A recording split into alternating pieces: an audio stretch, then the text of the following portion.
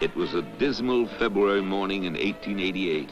Eager for a cloudless sky, eager to see a brilliant sun, eager to establish his studio of the future, waited alone at the Gare de Lyon for a southbound train. He sits by the window, and as the train moves out, faces, without realizing it, his hardest and greatest days. He has 2.5 years to live.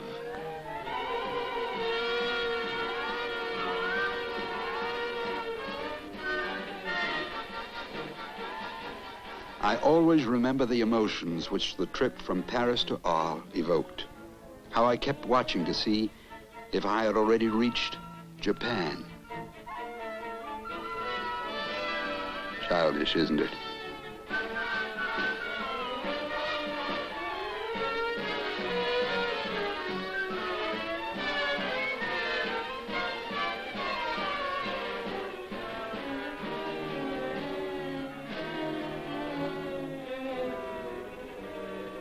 And so Vincent came at last to the town of Arles.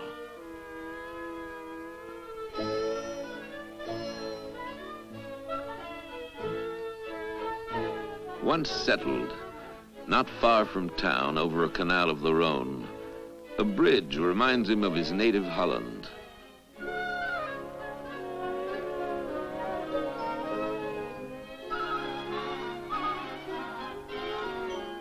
But soon these almond trees begin to flower, and he falls completely under their spell.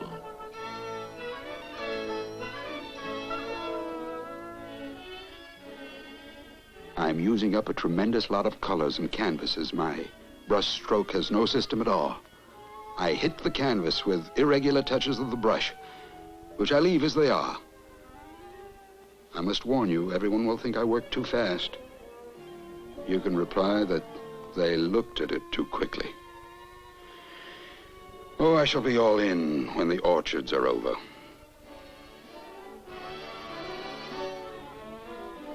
Often, while all in, he would return to his cafe and sit outside over a cup of coffee, and sometimes see a face he liked sitting close by and get its owner to exchange the cafe chair for this one in his studio, recently found again.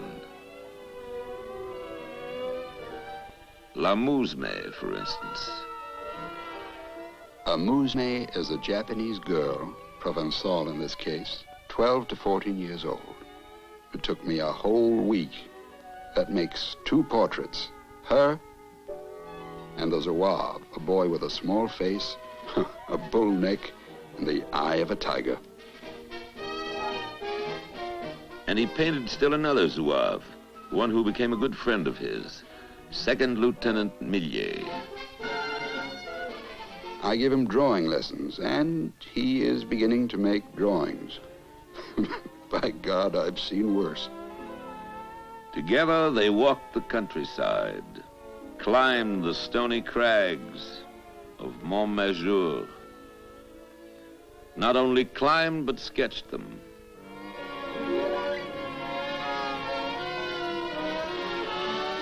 And from this height, they could look out over the checkered plain below.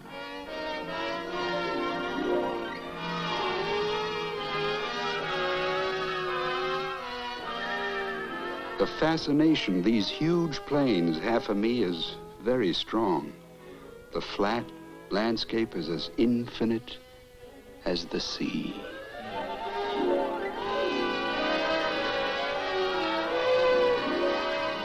My dear Theo, I am at last writing to you from Saint-Marie.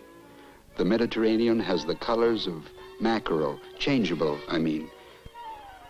On the flat, sandy beach, little boats, so pretty in shape and color that they make one think of flowers.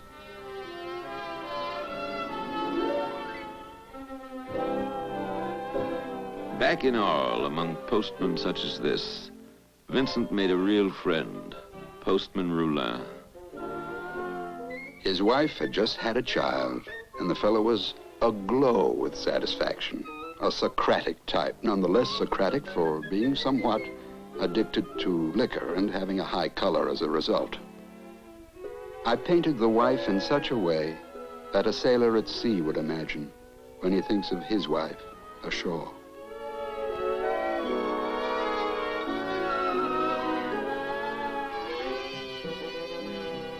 He never forgot his dream of a community of artists and of the man to head it. What is Gauguin going to do? Up to now, loneliness has not worried me much because I have found the brighter sun and its effect on nature so absorbing. My whole mind is set on Gauguin. He set up his easel under a gas jet to record the magic of starry nights. Looking at the stars always makes me dream, as simply as I dream over the black dots representing towns and villages on a map.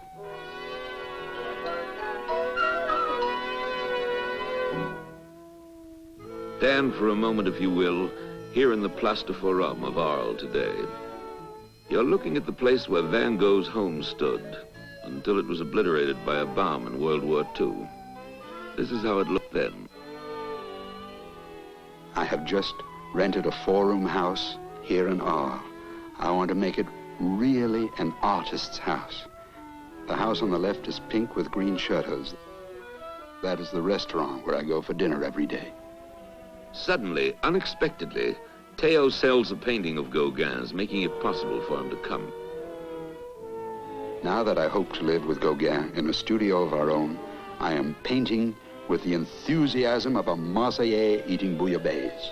Big sunflowers for decoration. I want nothing but big flowers. I have also done a canvas of my bedroom. I wanted to express an absolute restfulness, looking at the picture or to rest the brain. My portrait, which I am sending to Gauguin, is all ash-colored. I've tried to convey not only myself, but an impressionist in general. A simple bonze worshiping the eternal Buddha.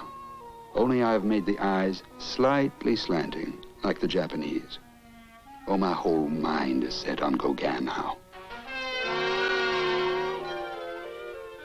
Early in the morning of the 20th of October, 1888, Paul Gauguin rapped on the door of the Yellow House.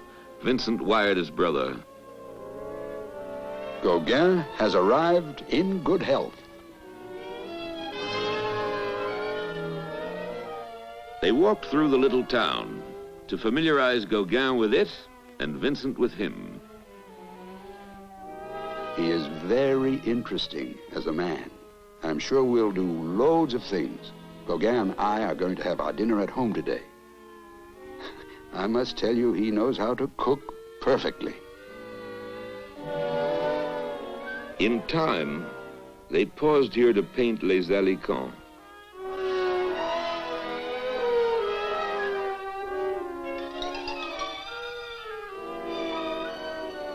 As time went on, occasionally, if their budget permitted it, they visited the brothels together. And Vincent observed his attitude slowly changing. With Gauguin, blood and sex prevail over ambition. Our arguments are very electric. Sometimes we come out of them with our heads as exhausted as a used electric battery. His thoughts returned to his mother in the garden of his home in Eton. He wrote again of the growing strain between Gauguin and himself. I think myself that Gauguin is a little out of sorts with the good town of Arles, the little yellow house, and especially with me. As Vincent awaited Gauguin's decision to stay or to leave destroying all he dreamt of, Gauguin painted him at work. Vincent's curious comment. It is certainly I, but I gone mad. He in turn painted the chairs they used. His, Gauguin's, admitting later the foreboding in his heart. I tried to paint his empty place. Thus, what seemed bound to happen happened Christmas Eve on a dark street like this, according to Gauguin's memoirs written 15 years later. While on a stroll after dinner, he heard a step behind and turned to discover Vincent about to leap upon him with an open razor. Withering him with a word and a look, he sent Vincent on home and himself thought it best to stay that night in a hotel. Vincent, it is said, alone, assailed by hallucinations, cut off the lobe of his ear. And then, as the local newspaper reported it next day, last Sunday night at 11:30, a painter named Vincent van Gogh, a native of Holland, appeared at number 1, asked for a girl named Rachel, and handed her his ear with these words, "Keep this object carefully." The police, informed of these happenings, attributed them to an unfortunate maniac. Next morning, in the bedroom he painted to symbolize peacefulness, Gauguin and the police found Vincent almost dead from loss of blood. Gauguin left word that he had departed for Paris, and while they took Vincent to the hospital, telegraphed Theo to come at once to the Yellow House.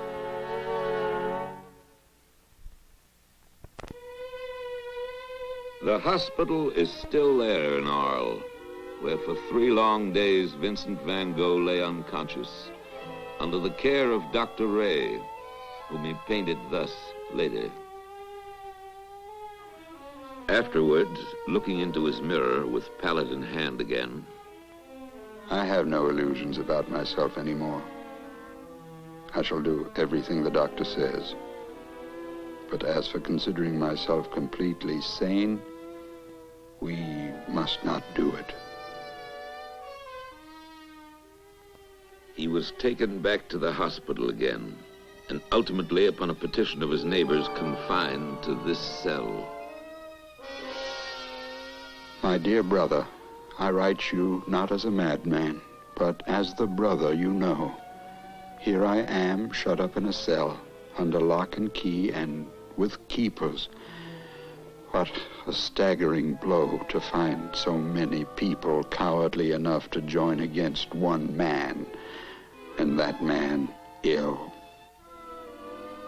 Realizing his inability to look after himself any longer, he voluntarily seeks admission to a sanitarium at nearby Saint-Rémy and is accepted.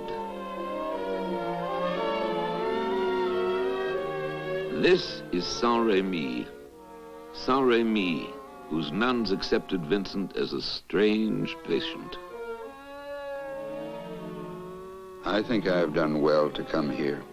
What matters is that one should learn to want to go on living. I have a little room. Through the iron-barred window, I see a square field of wheat in an enclosure, above which I see the morning sun rise in all its glory. The poor souls here do absolutely nothing, not a book, nothing to distract them. If someone has an attack, the others look after him. I take the baths twice a week now, stay in for 2 hours. After a month, Vincent was permitted to work beyond the garden of the asylum, a guard accompanying him. The cypresses are always occupying my thoughts. It astonishes me that they have not been done as I see them.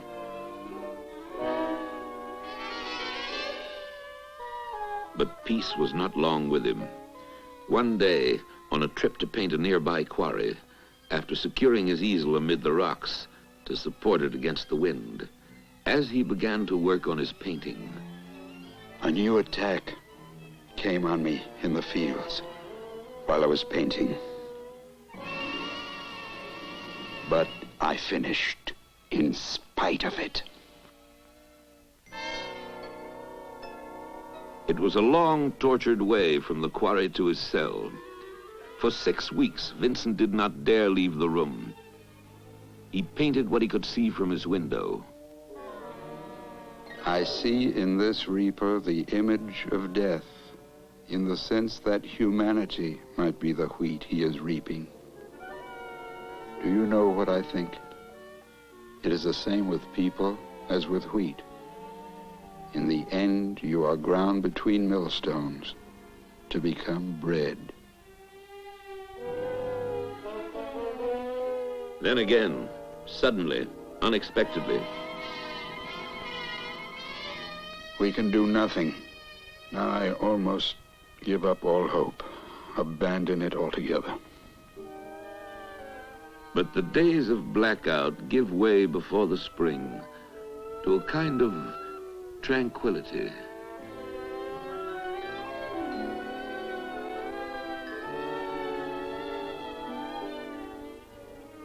And during that lull, he makes the difficult decision to leave Saint-Rémy.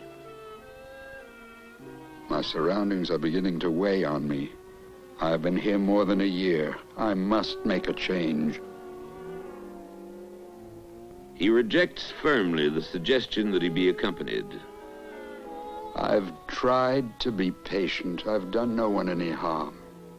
Is it fair to be accompanied like a dangerous beast?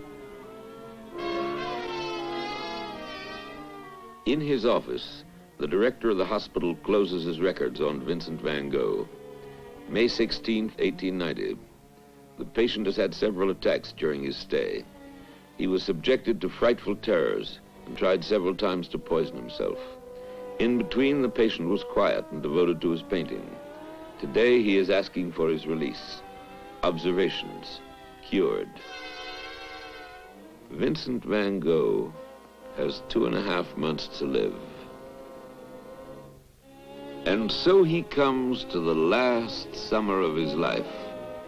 Here in Auvers, not far from Paris, placed by Theo under the friendly eye of Dr. Paul Ferdinand Gachet, an amateur artist. I have seen Dr. Gachet, who gives me the impression of being rather eccentric. He certainly seems to be suffering at least as seriously as I. He piloted me to an inn where they ask 6 francs a day. All by myself, I found one where I shall pay 3.50 a day. Auvers is beautiful. Dr. Gachet says I must work boldly on and not think of what went wrong with me.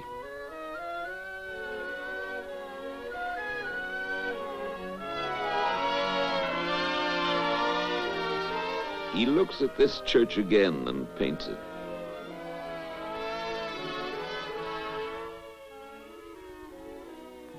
He poses the 16-year-old daughter of his innkeeper, Ravoux, who, discovered still living today in Dieppe, once again took the pose she took for him 70 years ago.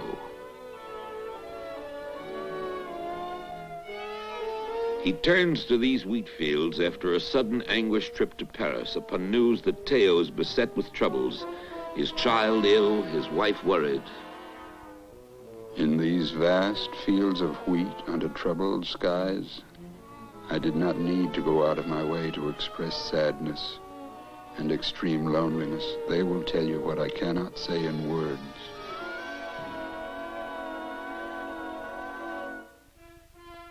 And then one day, on the 27th of July, 1890, Vincent van Gogh sat down in this room and wrote his last letter. Somewhere he found or borrowed a gun. Rising, he left Ravoux's cafe. Walking through the Sunday empty streets of Auvers, walking toward the fields he loved, walking, his unmailed last letter in his pocket.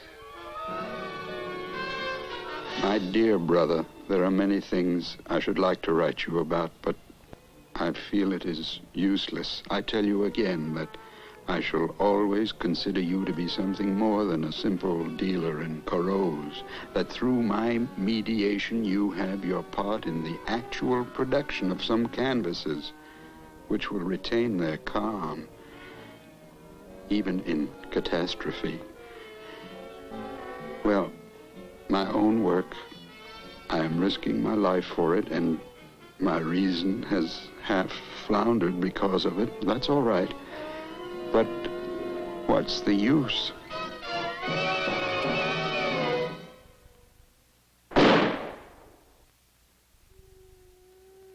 The bullet entered his body somewhere below the heart. And as the sun he so loved rushed, as if it did not wish to look upon the scene, quickly below the horizon, painfully he picked himself up from the ground. He placed his hands over his wound and staggered, falling time and again toward home.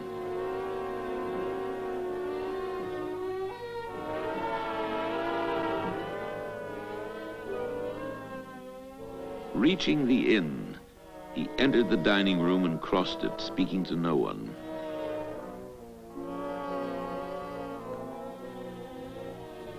He mounted these stairs.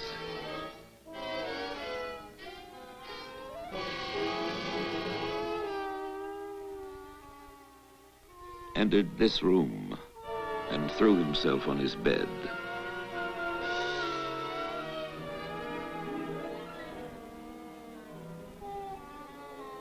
Perhaps his groans summoned the innkeeper, Ravoux. When he entered the room and saw what he saw and heard Vincent say, I tried to kill myself, but missed. Ravoux rushed to call Dr. Gachet, who hastily arrived with his 17-year-old son, this man, one of the two last surviving persons to see Van Gogh alive. Monsieur Gachet still lives there in Auvers, writing his memories of Vincent van Gogh. He remembers much. He remembers how his father examined the wound, how extraction seemed impossible, how he dressed it, how he left him on guard as he hastened to send word to Theo in Paris. Remembers Theo next day, sobbing as he entered the room, and Vincent saying, "Do not cry. I did it for the good of everybody."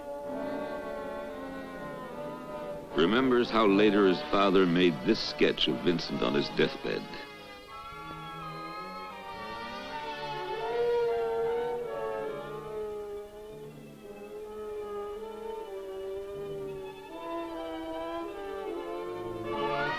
All day long, Theo sat with his brother, who to him seemed determined not to recover. At 1:30 a.m. on July 29th, 1890, at the age of 37 years and 4 months, after he spoke these words, "I wish I could go home now." life left Vincent van Gogh.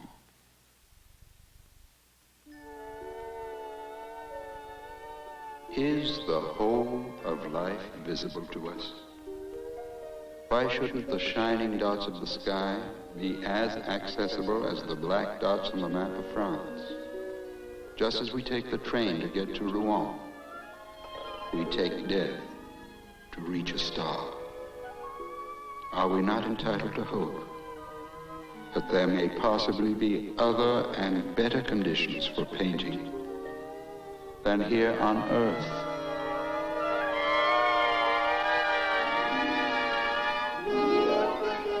It was described as an afternoon like this, the 3 o'clock of the next day, when his coffin, which throughout the morning had been covered by yellow flowers, his favorite color, and surrounded by his paintings, entered this cemetery. Following in the heat his friends from Paris, Pizarro, Bernard, Tanguy, and of course Gachet and Theo. Some 800 paintings and 800 drawings since he began as an artist 10 years before, selling only one in his lifetime, and that for a trifling sum. His friends delivered him to the waiting ground to find the peace he was unable to find here on Earth. Less than 6 months after, Theo, unable to survive the shock, sick and sense-shattered, followed him to the grave and was moved some years later, here, that the brothers might be united in death as they were in life.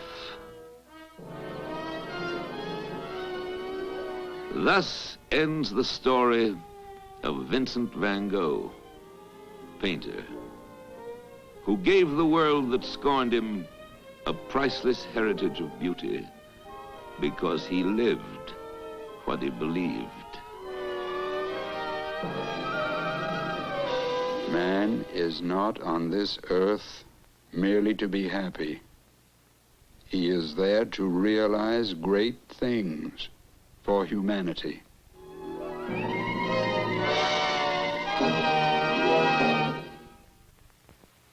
Man is not on this earth merely to be happy, nor even to be simply honest.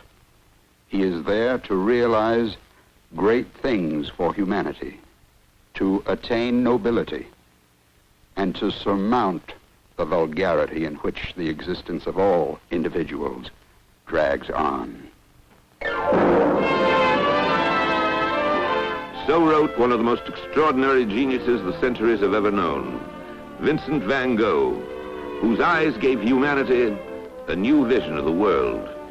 On this, the 80th anniversary of his first paintings, thanks to the cooperation of his nephew and individuals and museums throughout Europe and America, NBC News, having retraced the fabric of Van Gogh's life on the scene in Holland, England, Belgium, and France, now in Van Gogh's own words, and through his drawings and canvases filmed from the originals, many of them for the first time in color, is enabled to bring you his inspiring self-portraits.